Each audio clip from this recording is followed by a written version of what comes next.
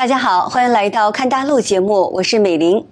最近一款名为“死了吗”的 App 火了，而且呢火的有点特别。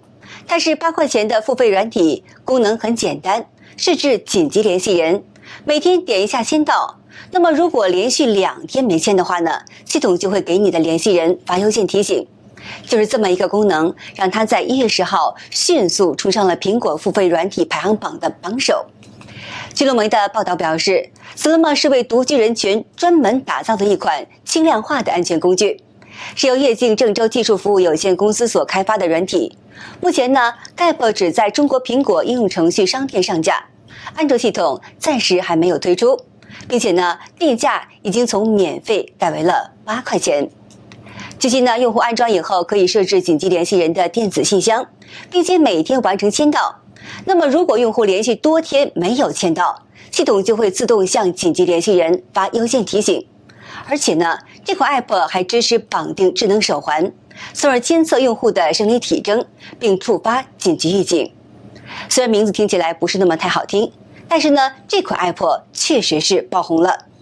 创始人郭先生告诉南京新闻表示，项目大约是在2025年的年中立项的 ，App 的实际开发时间还不到1个月，初始投入成本才1000多块钱人民币。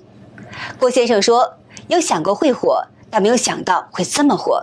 增长是这2天开始的，下载量比之前涨了100倍以上，而且呢，现在其实还在往上走。目前呢 ，App 的估值是1000万元以上。郭先生说，他们团队只有3个人，还都是95后。虽然说这东西想法是好，但是我觉得这东西是真鸡肋啊！首先啊，只有苹果用户能下载。再一个就是啥呢？你发邮件现在谁看呢？最起码你得发个短信，现在都没人看，怎么地你也用那个虚拟号给拨打个电话啥的呀，对吧？那邮件我说不好听的，都臭了都，你嘎家里边都臭了，那都紧急联系人都知道不了。我说，对中国人来说，死这个字总让人觉得不太是好说出口。不少人都批评死了吗的名字听起来太不吉利，很多网友说太直接不吉利，建议改成活着吗。网友对此是议论纷纷，应该叫活着 App， 没有监护人，多人为签到平台给谁联系？那么也有人借题发挥调侃说呢，我马上开发结婚了吗？离婚了吗？夫妻30天内不共同打卡算自动离婚。虽然说是玩笑话呢，但这个软体的爆火确实也引发出了一个现实的问题，即在独居人群不断增加的当下，加上工作压力越来越大，单身或离异的年轻人和中年人群中经常传出猝死的消息。因此呢，这款 App 确实戳中了很多人，尤其是独居人群内心最深处的那份担忧。例如呢，有网友就说出自己的经历，我86年出生的，今年虚岁41岁了，社保交的就是灵活就业，等到我退休，工资2000多块钱，我没有儿女，结婚离异，我一个人现在退休了，该怎么办呢？谁能给我说说吗？我特别焦虑，现在都抑郁了。那么还有一个个案呢，更让人觉得是无语。2015年的10月，上海46岁的独身女子蒋女士突发脑溢血，被送进了医院的 ICU， 因手术需要家属签字，但是呢，她父母双亡，自己又没有结婚，也没有孩子。公司翻遍了她所有的通讯录，才找到她父亲的表侄吴先生来帮助签字做手术。吴先生还帮助她垫付了手术费用等费用。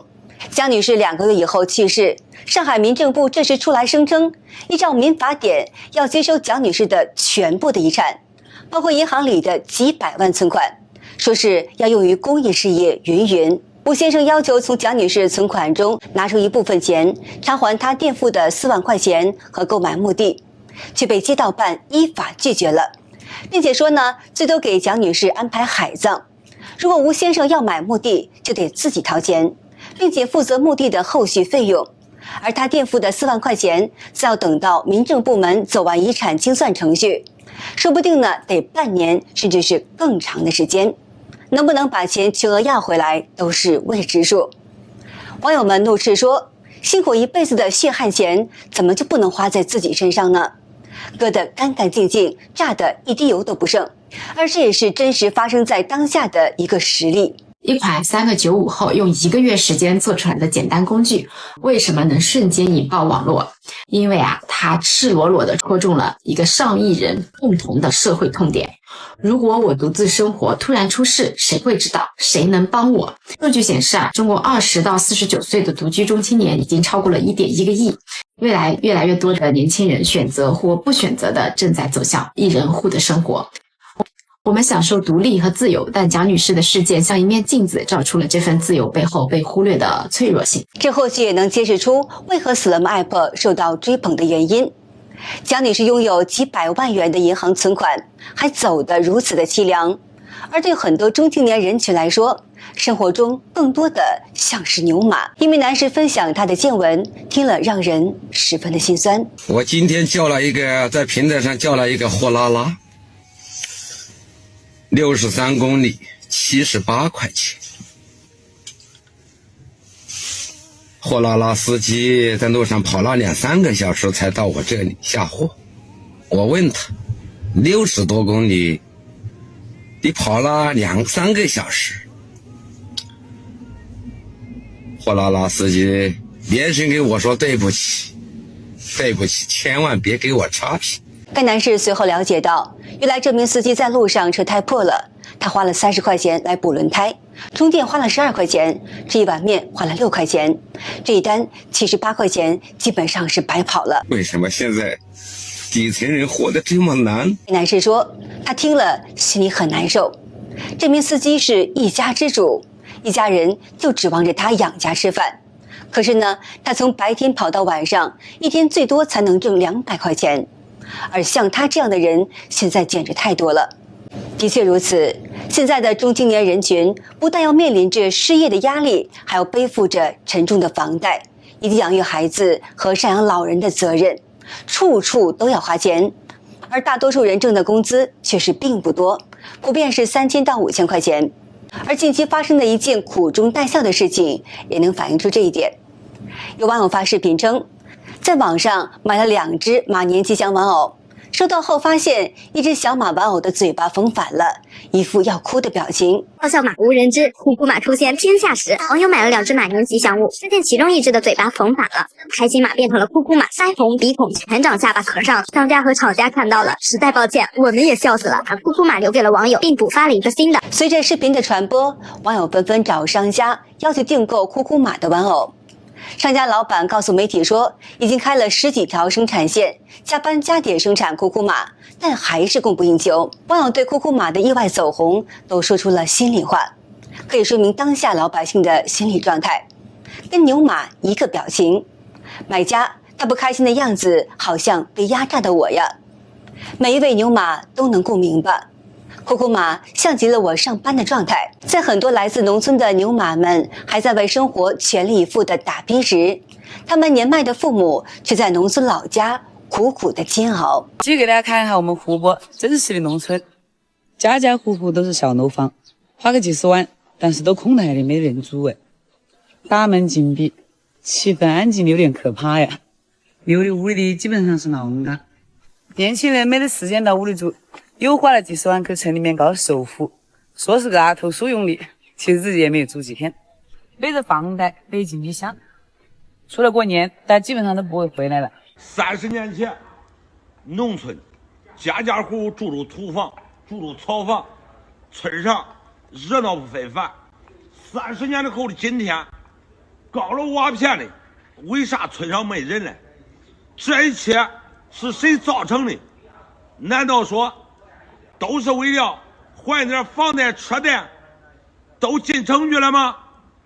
叫自己的父母变成了孤寡老人，叫自己的孩子变成了留守儿童。上面2个视频中的村子相对来说还算是比较富裕的，但是很多农村人的日常生活却是十分艰苦的。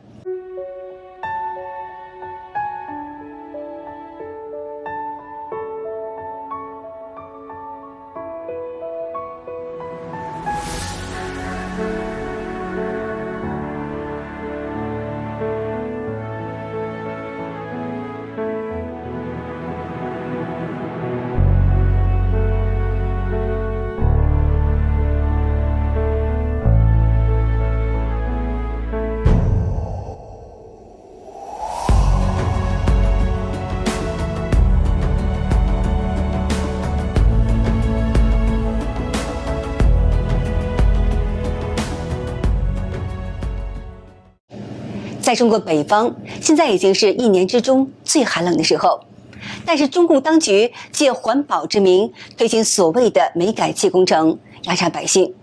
河北省政府强行让百姓在冬季供暖从煤气改为天然气，很多农民烧不起天然气，又被禁止烧煤，就只能是硬扛着。陆续传出有老人和小孩子丧生。河北农村的老人们到底要怎样才能度过这个寒冬？刷到很多人发的帖子，因为河北农村推行天然气取暖，禁止烧煤，在城区里有集中供暖，所以很多人没有注意到天然气取暖对农村家庭来说是多么沉重的负担。以往烧煤一个冬天只需要1-2千就能让屋里暖和，而天然气的价格远高于煤。农村房子大不保暖，屋里要是想达到20度，一个季度下来取暖费超过6000。为啥不使天然气？使天然气使不起呢。河北农村不让烧煤这事儿可不是1天2天了。最开始是让烧那种散煤，但后来就不让烧了，后来就让烧这种煤球了。这种煤球都是村里统一采购的，但说实话，这个煤球不如那种散煤筋烧。再后来就改成天然气了，但很多老人吧，他舍不得用这个天然气，因为它贵，大家都得算算账，成天成宿的开。1天1宿那就得几10块钱，这1个月就得1800块钱。该男子表示，河北冬天从11月开始到3月结束，最少得是5个月。他表示，这5个月天然气取暖费需要多少钱？可是农民1年收入才有多少钱？1个月的退休金也只有100多块钱，所以很多老人宁可挨冻，也舍不得开天然气。有的人家实在是坚持不住了，偷偷烧点东西取暖。结果，中共当局在百姓丢了孩子不管，却出动高科技的无人机监视百姓取暖。一名河北农村的男子说，有些网友不理解，以为天然气贵，那么就烧点其他的取暖。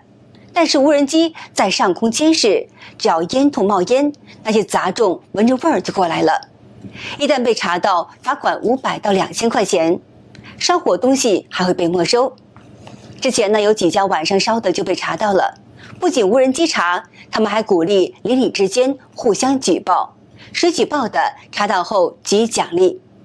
村里100多户人家，开天然气的不超过10家，还得是家里有小孩的，只有硬扛，真的没有一点点的办法。而这也就是中共对待老百姓的最真实态度。网友指出，这就是共产党的所作所为，好话说尽，坏事做绝。中共这帮狗东西得有多心狠？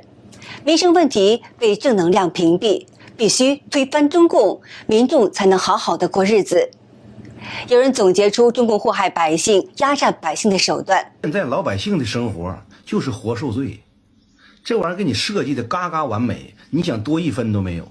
你说你一个人挣钱吧，你不够全家花；你2个人挣钱，你没人给你带孩子。最后你说老爹老妈给你带孩子，给你五轩轩的4-5个人忙一辈子，你也就够个年吃年用。你想攒钱那也是做梦，哪有啥幸福可言呢？都是牛马，一辈子都是牛马。有人总结说，钱撒最多国家，委内瑞拉650亿美元，俄罗斯4000亿美元，印尼500亿美元，拉丁美洲1180亿美元，巴西100亿美元，厄瓜多超过120亿美元，非洲600亿美元，安哥拉74亿美元，中东国家550亿美元。那么讽刺的是呢，这些都是人民日报旗下的环球时报总结的。如果这些钱给9亿多没有医疗保险的农民买医疗保险，可以买50年；给2.5亿每个月55元养老金的老农民，每个月发1000块的人民币，可以发32年。什么叫做接地气？照顾自己国家穷人才叫真正的接地气。在中国，上至富裕阶层的老板们，下至底层的百姓，在中共这些年的瞎折腾中，不仅大量工厂公司倒闭，经白领失业，工人失去工作，也让很多原本对中共抱有期望与幻想的中国人不断的觉醒，并且发出了反抗的呐喊。如果把我逼急了，你让我无法生存，我会让你无路可走。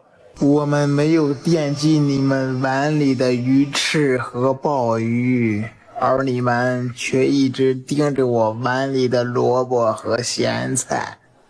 还有没有活路啊，我们穷人？我的天哪，太难了！都21世纪了，还在那里拼命美化自己，真没必要。请务必记牢，你终究只是服务者，不是高高在上的造船者。纳税人的血汗钱给你们发工资，不是天经地义。好的，今天就和大家聊到这儿了。点燃希望，为正义发声。感谢您关注看大陆节目，并且分享给您的朋友们。我是美玲，我们下期节目再见。